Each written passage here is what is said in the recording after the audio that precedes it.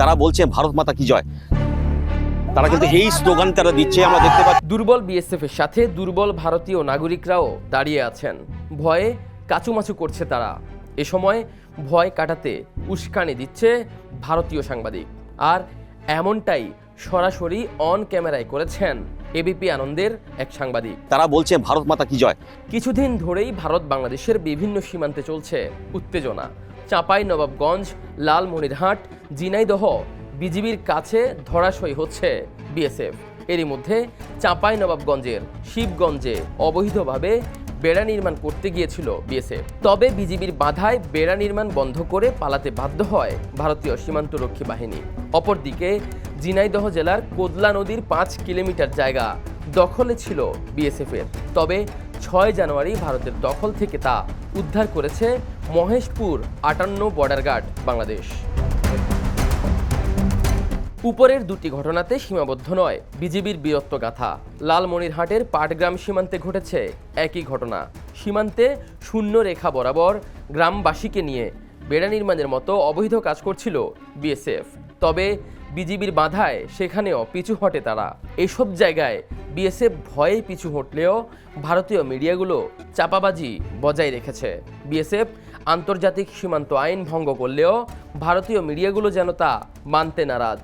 আইন অনুযায়ী সীমান্তের শূন্য রেখা থেকে ১৫০ গজের মধ্যে ফসল চাষ ছাড়া সীমান্তবর্তী কোনো দেশ তাদের সীমানায় বেড়া কিংবা কোনো স্থাপনা নির্মাণ করতে পারবে না।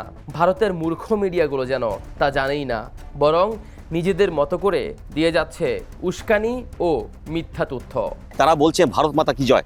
বিশেষ করে বিজেপিপন্থী মিডিয়াগুলো পরিস্থিতি আরও ঘোলাটে করার চেষ্টা করছে। লালমনিরহাটের পাটগ্রাম সীমান্তের ওপারে ভারতের মেখলিগঞ্জ, সেখানে দুর্বল বিএসএফ অবৈধ কাজ করার সময় সহযোগিতা করছিল ভারতীয় নাগরিকরা। এ সময় বিজিবির বাধায় হাত গুটিয়ে কাজ বন্ধ করতে বাধ্য হয় তারা।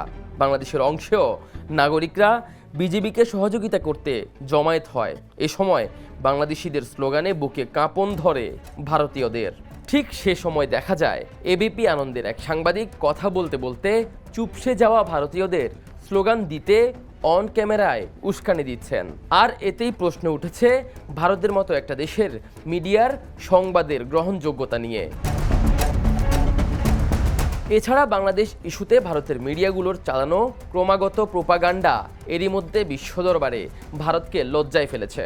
এরপরও অবশ্য মিথ্যাচার ও উস্কানি দিতেই যেন সিদ্ধহস্ত তারা। বিশেষজ্ঞরা বলছেন নিজেদের টিআরপি আর ভিউজ ব্যবসা করার জন্য ভারতের নিম্ন সারির মিডিয়াগুলো এই পথ অবলম্বন করছেন। কেননা ভারতের এই মিডিয়াগুলো বাংলাদেশকে নিয়ে অতি উৎসাহীমূলক টাইটেল, থাম্বনেইল না দিলে তাদের ভিউ ব্যবসা মুখ থুবড়ে পড়বে। আফতাব শুভ, দ্য নিউজ। দেশে দেশে সবার সাথে দ্য নিউজ।